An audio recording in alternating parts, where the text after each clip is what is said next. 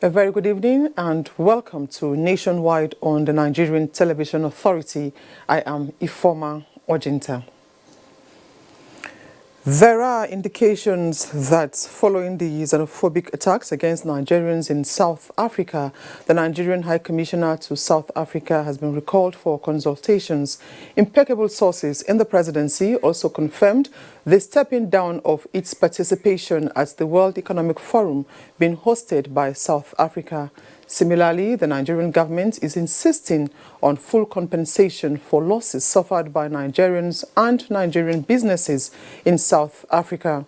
President Muhammadu Buhari had Wednesday morning held a strategic engagement with Vice President Yemi Osinbajo and Foreign Affairs Minister Geoffrey Onyama following renewed hostilities against the nation's interests in South Africa.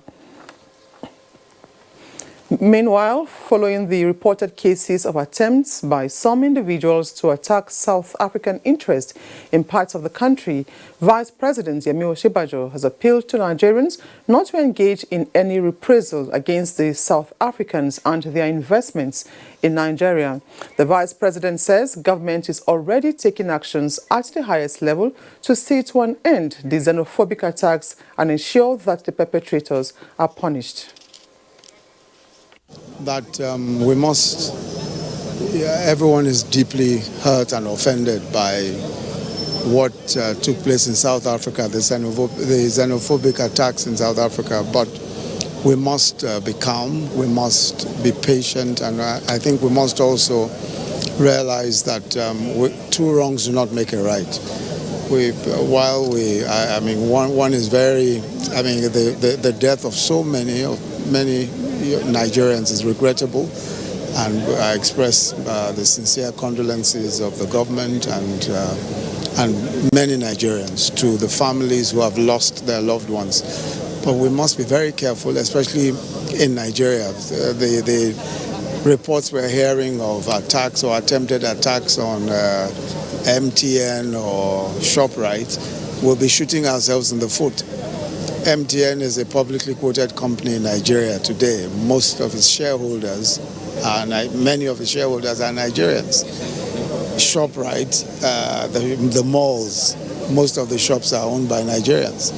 So if those businesses are hurt in any way, we'll be hurting ourselves. We'll be hurting ourselves as Nigerians. So what I really want to call for calm and let us take a peaceful approach to this. The government has already, in very strong terms, expressed our outrage to the South African government, and the president has also decided that an envoy will be going over to South Africa to express Nigeria's complete objection and Nigeria's. Of the fact that we're so offended by what has happened. So that I think will suffice, for now. But we must be careful not to hurt ourselves by attacking businesses that we think are South African. Practically all of those businesses, MTN, look at the number of people that are employed, they're all Nigerians. Same as ShopRite, shops are owned, many of the shops in the malls are owned by Nigerians. So I think we should really be calm and allow peace to reign. Two wrongs do not make a right. Let's consolidate on what we have in Nigeria and continue to ensure that we do not allow what has happened in South Africa to repeat itself. And this is the point that has been made very clearly to the South African government. Similarly, the FCT Minister, Mohammed Musa Bello, has called on residents of the Federal Capital Territory, especially students and youths, not to carry out retaliatory attacks on South African nationals and business interests in the FCT over the recent xenophobic attacks on Nigerians in that country. A statement by Chief Press Secretary to the Minister, Anthony Ogunleye, states that the federal government was already exploring diplomatic channels to address the issue, stressing that residents should allow those efforts to result. He says South African businesses in the FCT are in partnership with Nigerian investors and are contributing to the economic development of the territory. Attacking or vandalizing them will ultimately have negative economic consequences. He further assured South African nationals and business interests in the FCT of their safety, adding that it was the pleasure of the FCT administration to have them living and working in the Federal Capital Territory, while appealing to FCT residents to remain calm and go about their lawful activities. He warned that law enforcement agencies have been mobilized to forestall any breakdown of law and order, and that anybody instigating or participating in any acts of violence or vandalism will face the wrath of the law.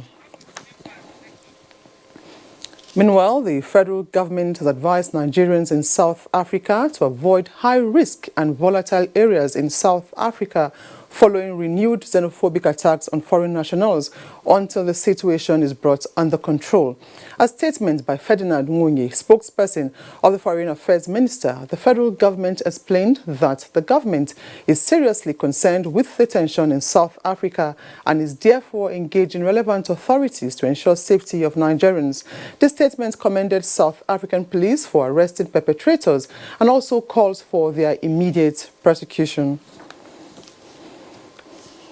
And failure on the part of South African authorities to stem the recurring wave of violence against foreigners in that country has been cited as a major reason for the current state of affairs.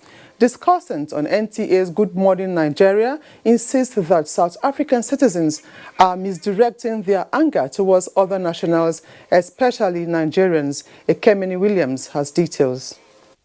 Vast inequality, joblessness and economic exclusion in South Africa have precipitated violence and looting suffered by foreigners, especially Nigerians, who South African citizens blame for their plight. Discussants describe this unrest as internal terrorism, directly linked to a deficient school curriculum devoid of historical evidence of how African nations, especially Nigeria, assisted the country.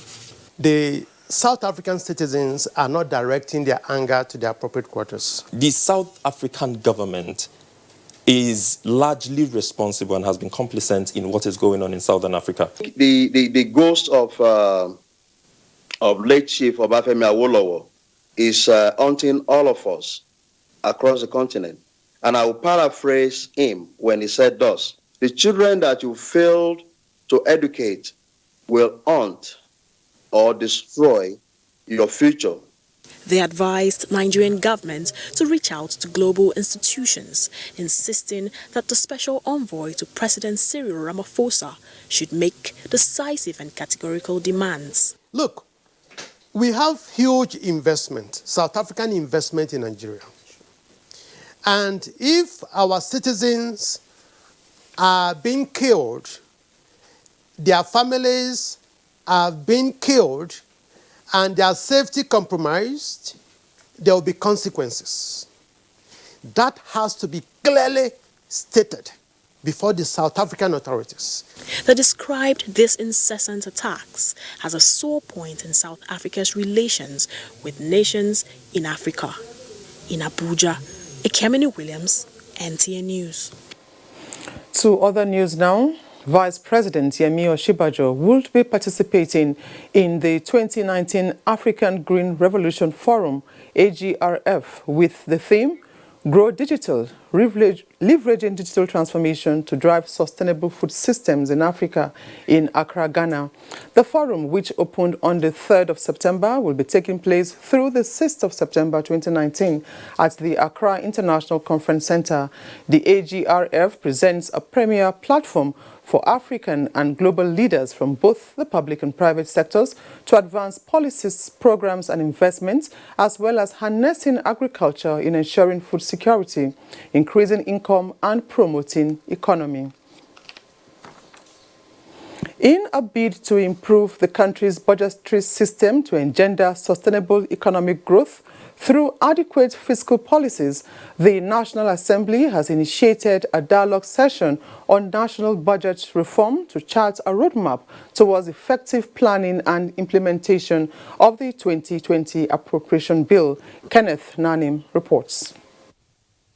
The 9th National Assembly had resumed with a commitment to ensuring reforms of key sectors of the economy. Now, the attention is on the country's budgetary system. Heads of government agencies, parastatals, and experts in relevant sectors at this budget system reform roundtable are brainstorming, putting in perspective issues bordering on revenue mobilization, allocation, and expenditure plans, ensuring that the budget system is returned to the January to December fiscal year calendar with the year 2020 in focus. The January to December calendar, is achievable, and then to bring every stakeholder on board to ensure that the observed lapses of the past are addressed with the new process. These Nigerians entrusted with this all-important assignment are also collating ideas and views on how the country's annual budget could be adequately funded, seamlessly implemented and properly monitored through improved citizens' participation. Laws guiding public finance management, the Fiscal Responsibility Act, and so on, including the Public Finance Management Control Act 1958, and the need for review of all these relevant laws have been discussed. There were suggestions about what can be done to increase revenue. There were suggestions about what can be done to reduce expenditure. With all the views aggregated here, it is believed that the 2020 appropriations bill will record great improvement in terms of planning and implementation, which will translate to more job creation, foreign direct investment, and economic stability in line with developmental policies of the federal government. Kenneth Nanim, NTA News. Governor Sanwo-Olu speaks on child mortality. Let's join Jennifer in Lagos for more on these and other stories trending over there. Thank you, Forma, and welcome to Lagos. Now, sound content and proper budgeting of films are prerequisites to give the Nigerian film industry more international recognition. These were the submissions of filmmakers and producers at the Nigerian International Film Summit in Lagos. Imoleayo Tokede reports that the event attracted film delegates from different African countries. In recent times, Nollywood seems to be the bandwagon of collaborations between domestic production outfits and international partnerships in an attempt to boost return on investment. Bumpy. It means calm down. These partnerships have proven to be more successful over time due to shared risks, a large pool of expertise and ideas. This summit thereby seeks to boost local and global promotion of film business with Nigeria. Event, which brought together top and international film and TV industry executives, is aimed at enhancing business-driven conversations and meetings on the opportunities, possibilities and challenges revolving around the film business in Nigeria. Most filmmakers also do not watch what's going on in cinemas. They don't have an understanding of what goes on with the audience, how the audience reacts. It would be good to get finances or investors who are a bit more patient, and then we can now do film development the way it should really be done. Film delegates from Kenya are hopeful of co-producing with Nigeria to forge more intimate ties. There are lots of Nigerians in Nairobi, and there are lots of Kenyans in Lagos. So why aren't we just telling each other stories? The movie industry is moving faster than anybody can imagine, simply because of the ease of doing business policy of President Muhammadu Buhari. Participants believe that after this event, film producers in African continent will begin to see their production as investments rather than a money-spinning venture. In Lagos, Imoleayo Tokede, NTA News. And to health. In a bid to reduce avoidable disabilities, maternal and child mobility to the barest minimum across Lagos State, Governor Babajide Sanwo-Olu has inaugurated a maternal and child center in Etiosa, Lagos. Nosa Usula has details. Nigeria accounts for 14% of the global maternal mortality rate.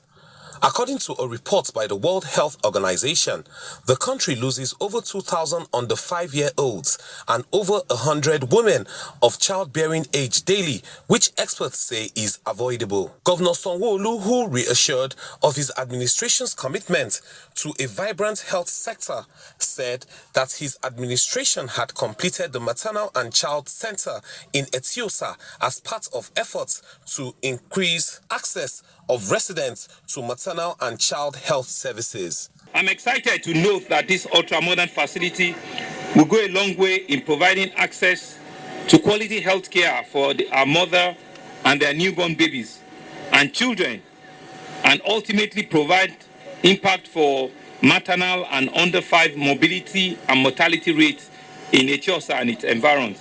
Meanwhile, wife of the governor, Dr. Ibijoke Sanwo-Olu, assured residents that the state government would reduce maternal and child mortality through strategic interventions and policies. I fully understand and appreciate the positives we stand to gain from all important medical facilities. Anything we do for our children today, as I always say, will definitely play a key role in the formation of their adults' formation to become whatever they want to become in future.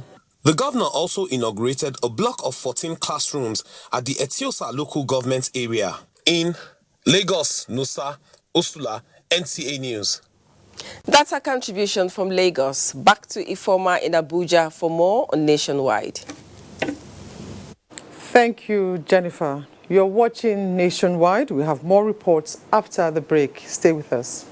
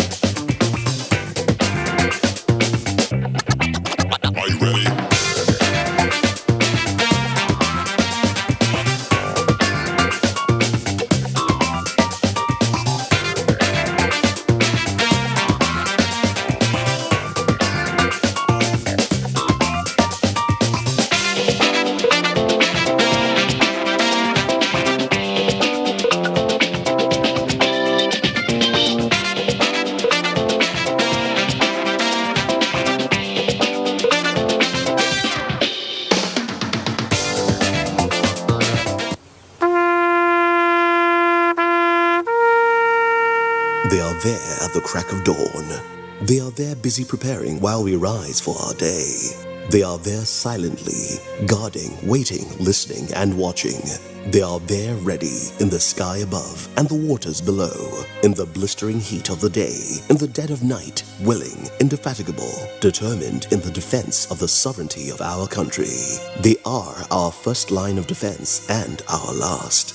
They who have paid the ultimate price in defending us. They are fathers and uncles. They are mothers and sisters and girlfriends and boyfriends. They are brothers and cousins and best friends and neighbors. They are classmates, colleagues, and citizens of this nation. They are our defenders and deserve our respect, our prayers, our thoughts. Nigeria, please support our armed forces. Thank you. Thank you, sir. Please, did you hear that? Of course I did. That is village master tune. So, Auntie Amebo was not gossiping then? Village master is celebrating 50 years. 50? Already? This is not a joke. It is a national celebration. NTA and Village master family are commemorating 50 years. Hey, please, tell me, when is our golden jubilee? It is from the 8th to 11th of October, 2019. I have to go and get ready. It's time to party. Women, But we, men, will be there too.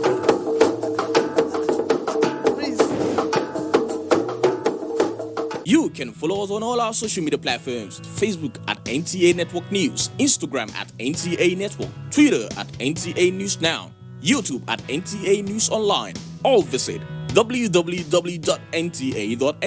For live streaming, visit www.nta.ng/live. Now, you can stay updated on the go, be it on your TV, iPhone, laptop, or iPad, or download the NTA mobile application from your Play Store or App Store.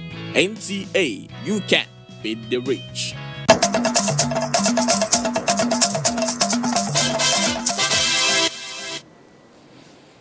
Welcome back. Senator Doye Diri, representing Bayelsa Central Senatorial District in the Nigerian Senate, has emerged winner of the PDP primary to fly the party's flag in the November 16th governorship elections. Senator Diri scored 561 votes to beat 20 other aspirants. Chief Ndutimi Alaibe came second with 365 votes.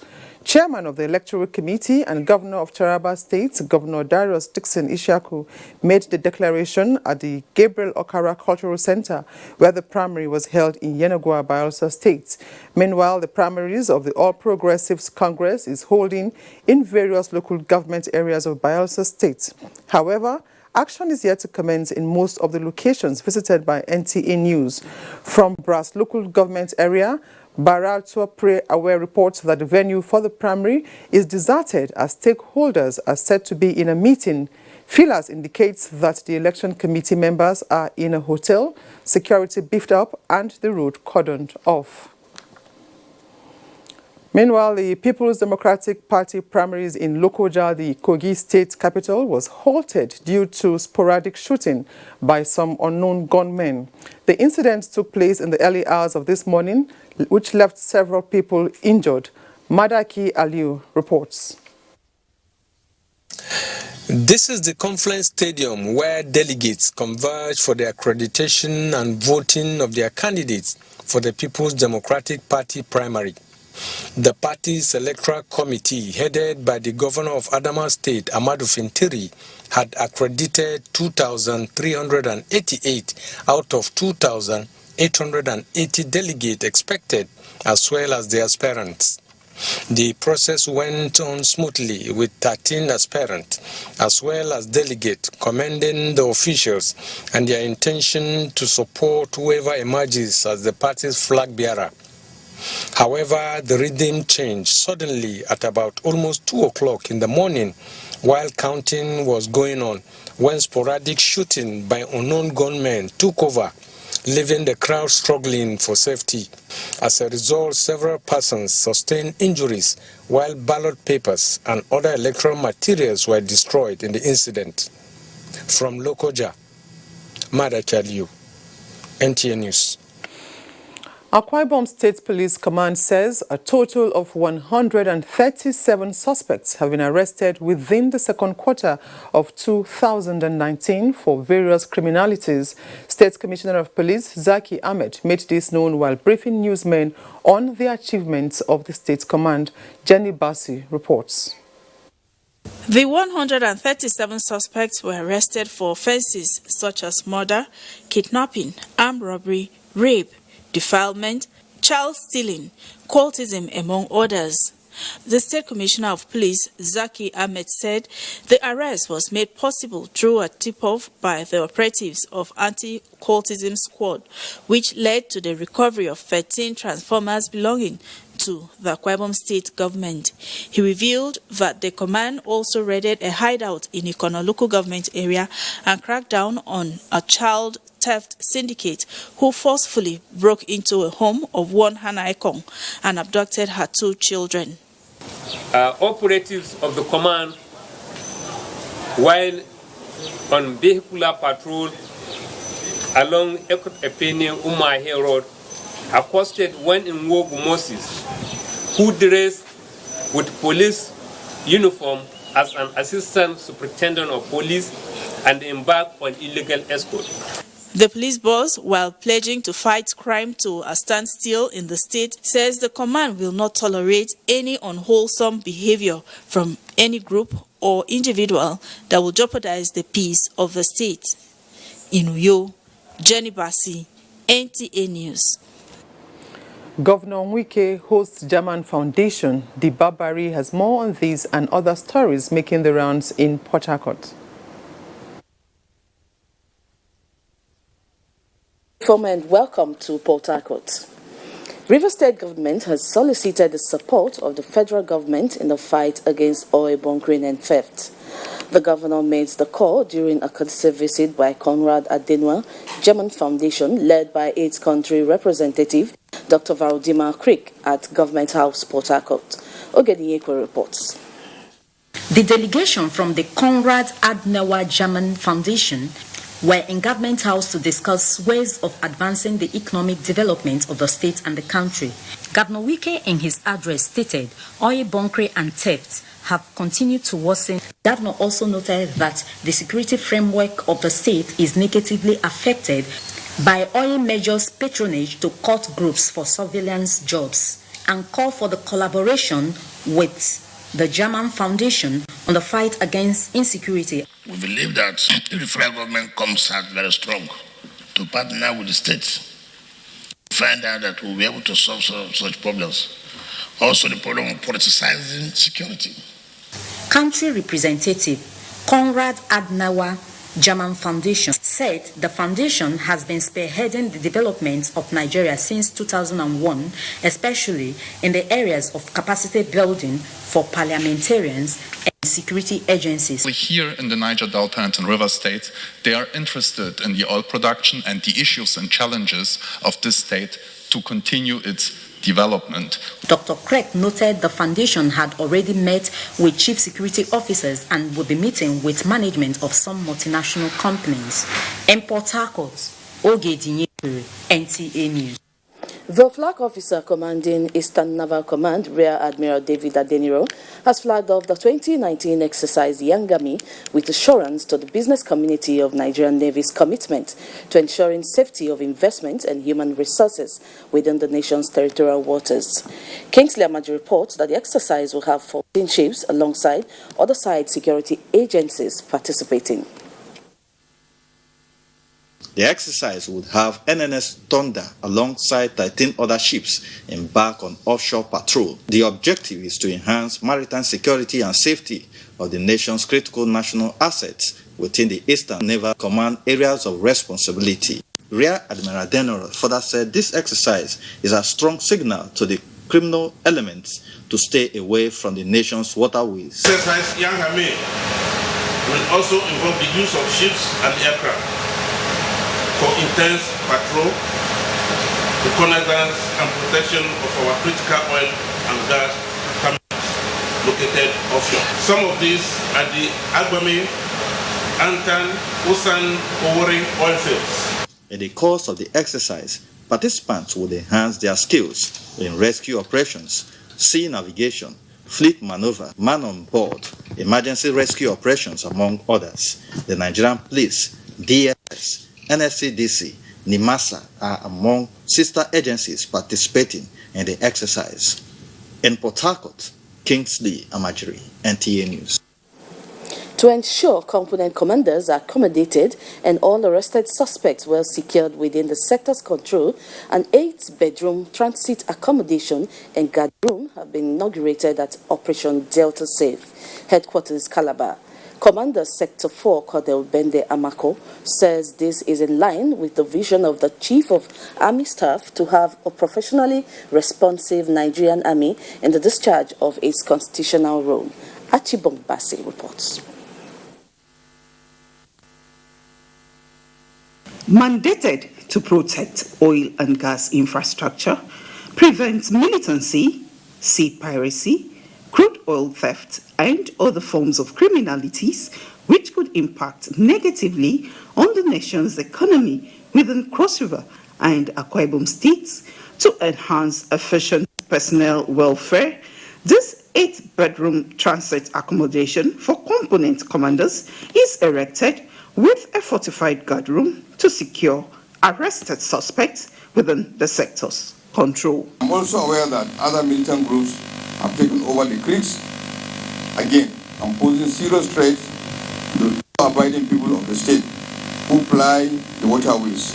The sector, during Operation Safe Conduct 2019, effectively rescued 8 INEC officials and 2 ad hoc staff from the Cameroon territory who got missing while trying to escape from militants on Bakassi waters. In Calabar, Achibombasi, NTA News. And that does it from Port Harcourt. Is back to Ifoma for the rest of the news. Good evening. Thank you, Diba Bari. Aloji community of Kogi State have made a passionate appeal to the federal government to come to their aid due to erosion which has cut off the area from other parts of the state. Jacob Sani visited the community and brought back this report. The gully erosion, which started some years ago, according to investigation by NTA News, has cut off Aloji community, known to be one of the district headquarters in the local government area of Kogi State. The natural disaster has already separated only government institutions established some decades. See, all of our buildings falling because of this thing. We have farm for this across this gutter here. We cannot enter our farm.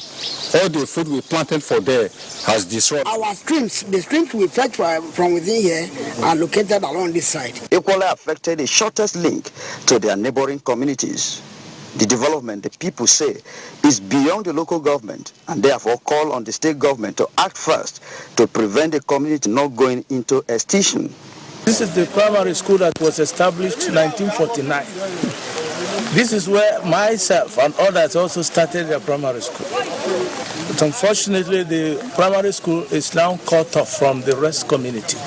With the rainfall now at its peak, the people say their life is in danger.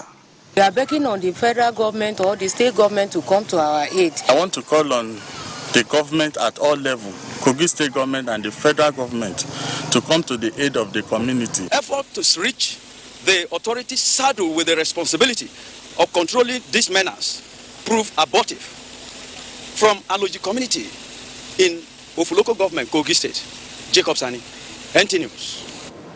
Residents of Makurdi, the Benue state capital, especially those at the bank of River Benue, are in apprehension as the volume of the water continues to rise. The State Commissioner for Water Resources and Environment, Dondo Ahire, who says the government is monitoring the development, affirms that the current level is close to that of 2012 that submerged many homes and farmlands. Following the persistent downpour at the upper Benue, the volume of water at the river Benue has maintained a steady rise well above the 10 meters, which is the burst level. At the moment, as the water continues to surge, it gives signals to people living close to the river Benue that disaster is in the offing. Magaji Loko, who carries out sand excavation business at the banks of the river, explains that the upsurge has not only hampered various activities, but it has become a threat to residents. Ending of the August, because the water there. Then they walk there, then they pursue, come small. Now they reach here. Water they call anytime, in the night, in the afternoon, in the morning. The boats that you are seeing here at the moment are at the premises of the National Inland Waterways Authority Area Office, Makurdi. The level of the River Benue at the moment is beginning to threaten the office, and that is why something needs to be done quickly to ensure that the office is not sacked. Commissioner for Water Resources and Environment, Dondo Ahire, who described the current level as alarming, calls on residents of various areas affected by the 2012 flooding to vacate immediately. It's as high as the level we had in 2012. So it portends a lot of danger for residents who are living in flood-prone areas.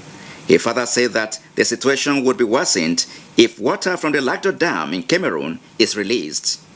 In Makurdi, Charles Abba, NTA News. Let's now join Caleb in Jos for more stories. Thank you, Ifoma, and welcome to Jos. Governor Simon Lalong has reiterated his desire to set up 2 additional skill acquisition schools to further boost talents in the state and to bring them to national and international spotlight. The governor stated this in an interview with NTA in Jos. Priscilla Grumnan reports. Plateau State recently recorded 2 landmark achievements in education and science and technology, where 17-year-old Favor Marvel came overall best in the 2019 Senior Secondary Certificate of Education examination, and Yakubu Zhang winning in the Young Innovators Awards for his technological breakthrough. Governor Lalong said his administration places premium on education and promotion of young talent through setting viable machineries that will harness such talents and bring them to limelight. Part of the motivation is what I have done, to add 2 additional schools, that is skill acquisition. We had the Butex, which was doing very well, and I abandoned. We're reorganizing it, and I've already built 2. On the takeaways from the TCAT 7 conference he attended in Yokohama, Japan, the governor said Plateau State stands a better chance of gaining from the conference, as it will create enabling environment for ease of doing business in the state. I have commissioned BCG, the Boston consultants, to develop a 5-year plan. We are no longer going to call Plateau a civil service state. The governor expressed optimism that the state will return to its pride of place as an investor's hub within the shortest possible time. In Jos, Priscilla Grumnan, NTA News. Minister of Women Affairs, Dame Pauline Talen, has called for more women participation in governance towards tackling challenges faced by women in the country. She said this during her visit to the wife of Plateau State Governor, Regina Lalong. Alice Sapatu Andrew completes this report. The minister's visit was to appreciate Plateau women for coming out en masse to vote during the 2019 general elections and the support accorded her during her past positions in government. She was also optimistic that women are channels for necessary change in governance. Mrs. Stalin promised to make her mark in changing the narrative of women, girl-child education, gender violence, as well as gender inclusion. Women, God has given us the capacity to do a lot. We are blessed with so many gifts and begging us to use these gifts. Wife of the Plateau State Governor, Regina Lalong, congratulated the minister on her new appointment, noting that women at all levels should keep aside their differences and join hands to build the broken bridges and move the nation forward. We have confidence in you, and with your experience, we know that it will help in bringing a great progress to our dear state and our nation. Wife of the Deputy Governor, Abigail Chioden, wife of the Speaker, Plateau State House of Assembly, wife of the Chief Judge, and APC women leaders were there to receive her. In Jos, Elizabeth Andrew, NTA News. That's it from Jos. Ifoma is back to you. Thank you, Caleb. President Muhammadu Buhari has described the Secretary to the Federal Government, Mr. Boss Mustafa, as a hard-working and committed public official. In a goodwill message he sent to the Secretary to the Government of the Federation to mark his 63rd birthday anniversary, the President commended the zeal at which Boss Mustafa discharges his duties for the progress of Nigeria. He also expressed satisfaction with his conduct as the Secretary to the Government of the Federation, wishing him many happy returns. Some guests and analysts on NTA's Current Affairs program Tuesday Live have called for increased private sector participation in the next level policy agenda of the federal government, emphasizing the emphasis was placed on utilizing such collaboration to improve activities in the implementation of government social intervention programs. Donyi Dia tells us more. In achieving the set targets and growing the nation's economy, there is a clear need to boost activities to grow the local economy. Guests on NTA Tuesday Live assert that government's huge spending in critical infrastructure becomes more meaningful only when it has direct bearing on the people. This, according to them, is where the private sector comes in. But now that we're talking about the next 4 years, I can assure you that we want to be held to account for every promise or every projection that has been made on this platform. The corruption is with impunity. The chief or the head is involved. So everybody is free for all. But now there is a stop to certain level. You don't need to look at Abuja or even your state capital for redemption. Your redemption is nearest to you, your local government. The consensus on these platforms sprang from the need for key private sector players to key into public policy actions with capacity to open opportunities for the expansion of small and medium enterprises in the country. We are coming from an economy that historically are dependent on a single mono product, and it's vulnerable to whatever the temperament of the global market is.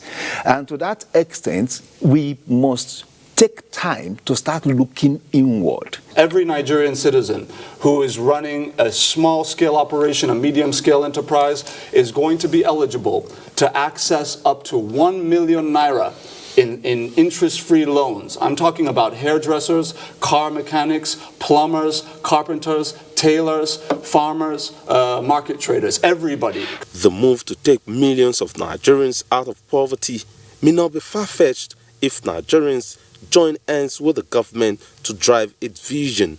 In Abuja, NTA News.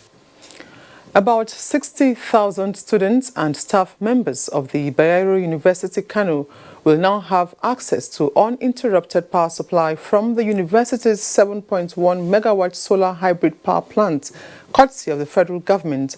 Vice President Yemi Osinbajo inaugurated the plant, making it the second of the 37 federal universities and 7 teaching hospitals marked for such projects by the federal government across the country under its Energizing Education program. State House correspondent Jide Onifade reports.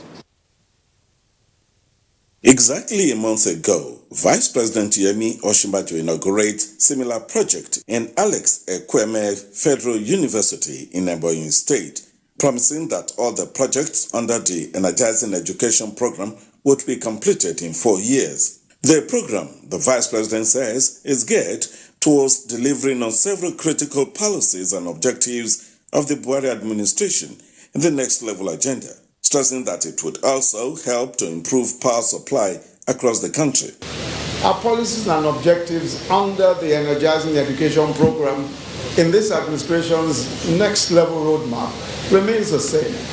The ultimate goal is to increase access to modern technical education in a safe and illuminated environment, to empower the girl child, to create jobs in the power sector, and of course, to enhance the entire power value chain. This remarkable off-grid solar hybrid power plant that we're commissioning today is already on its way to bringing these goals and objectives to fruition. The inauguration also includes the launch of 11.41 kilometers of solar-powered street lights and a renewable energy training center. The leveraging of renewable energy technologies is in line with the federal government's mandate and all of our related activities. Nigeria's plans to reduce carbon emission by 20% unconditionally and 45% with international support by 2030 aims to limit the damaging effects of climate change. The Energizing Education program is being implemented by the Rural Electrification Agency. Energizing education is energizing youth. Energizing youth is energizing the economy of Nigeria.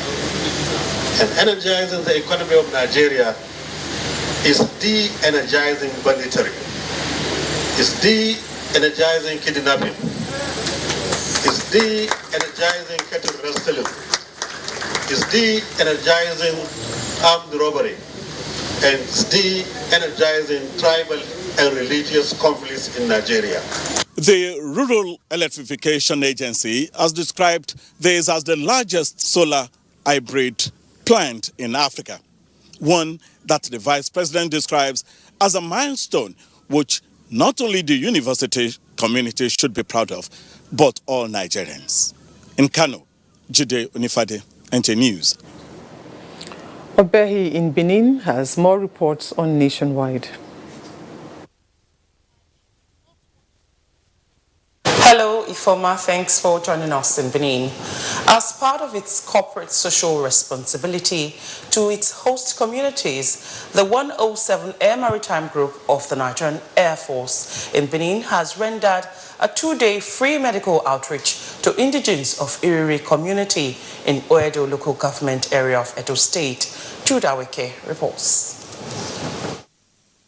Being one of the host communities to the 107 Air Maritime Group, Iriri community is said to have enjoyed a cordial civil-military relationship with the Nigerian Air Force since the establishment of the Air Force base in Oko. It is towards sustaining this relationship and ameliorating the health burden of the people that this free medical outreach brought to the community by the Nigerian Air Force became imperative. The work we can do for this community, I certify very well. I have to say thank you to the organizer of the program. Chief of the Air Staff, Air Marshal Sadiq Abubakar, represented at the ceremony, expressed the Nigerian Air Force readiness to sustain the initiative. All this effort by Nigerian Air Force has endeared communities to freely and willingly provide useful intelligence. It is my hope that this free medical outreach will further strengthen the existing cordial relationship between the Nigerian Air Force and the good people of Edo State in general. About 15,000 indigenes of the community are expected to benefit from the initiative. In Benin, Jude Aweke, NTA News. Worried by the deplorable state of the Benin-Auchi Highway, the Managing Director of Ray Royal Construction Company, Bishop Matthew Bewolo, has carried out palliative work at the failed portions of the road to ease the suffering of motorists and commuters. Correspondent Rosemary Ibrahim has details. Dangerous potholes has become a seasonal problem on Benin-Auchi Highway in recent times. Some motorists describe driving on the way as a tough task, especially when there are no alternative routes to Auchi or Abuja from Benin-Azix. Look at our road, we are suffering. 2 days now, we have slept in this road for 2 days, just from here to here. About how many pools before we go out? Worried by this development, the Managing Director of Ray Royal Construction Company, Bishop Matthew Pewuru, deployed his resources to carry out repairs on some failed portions of the road. We are using Hardcore to fix the road so that it can be motorable. And Ray Royal is part of his yearly activities. Some motorists and commuters who spoke to NTA News thank Bishop Matthew Pewuru for the palliative work. More than 1 week, they are just in go-slow here. It is since about 5 days ago when these people started the work at the other side there, before the go-slow begin to be releasing. So we thank this very man that is doing this work. It was not be now. See motor, see every since yesterday, now motor not the pass here, but the man they try now. They called on the contractors handling the dualization of the road to speed up work. In Eho, Rosemary Ibrahim, NTA News. The challenge of managing pollutants and environmental degradation has been a growing concern.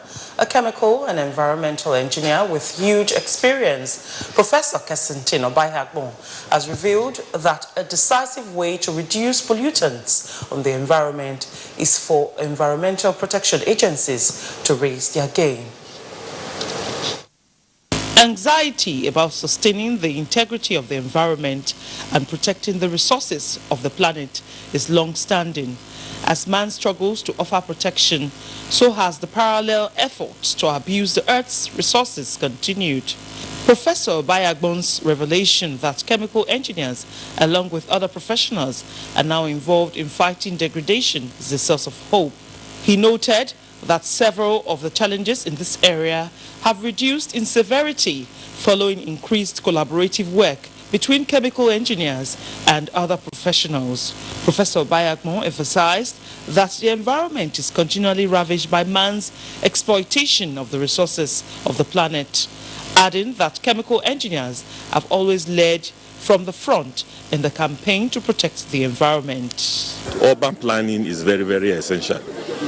And then they don't just go bulldozing roads and clearing the bushes. They must make sure these things are done according to plan. Some respondents confirmed the professor's conclusions. He's been able to research into ways in which we can make the environment safe. Numerous diseases are coming out because of the way we have bastardized our environment. We need to start paying attention to our environment. So that's very critical. Some of the worst excesses of environmental degradation may be about to receive a more vigorous response. And that's our contribution from Benin. It's back to Ifoma for the continuation of Nationwide. Thank you, Obehi. Federal government says it is engaging relevant bodies to scale up enlightenment towards the eradication of open defecation in Nigeria by the year 2025. In line with this, Water Resources Minister Suleiman Adamu leveraged on a lecture at the University of Abuja to reiterate government's resolve. Musbaut and Wahab reports that the theme of the lecture is tackling the open defecation problem in Nigeria, everyone's business. We, however, advise viewer discretion on the content of this report. A seemingly naive girl guiding her younger ones through the process of open defecation at Kuruduma, a suburb of Abuja. Clearly ignorant of the health implications and its adverse effects on the environment. Unfortunately, this is a common practice across Nigeria. Current data from the 2018 WASH National Outcome Routine Survey shows that about 47 million people in Nigeria still practice open defecation. More disturbing is Nigeria's looming #1 world ranking in open defecation, even as a more populated country like India targets 100% open defecation-free society by October this year. This is a concern for the country, as Suleiman Adamu says federal ministries are on the verge of rolling out more programs and policies to encourage bathing and the use of toilets. Government is one, we're all serving one purpose, the socio-economic development of the people. So if there is a program anchored by one ministry, it doesn't mean that the other ministries cannot key in. So all what we are trying to do is to strengthen that relationship so that we all move and speak with one voice. Participants here, including the former Minister of Water Resources, Bono Sharif Musa, believe the task would be easier with Suleiman Adamu back to consolidate on the laid foundation. Musbal and Wahab, NTA News. Sports is next after this break. Stay with us.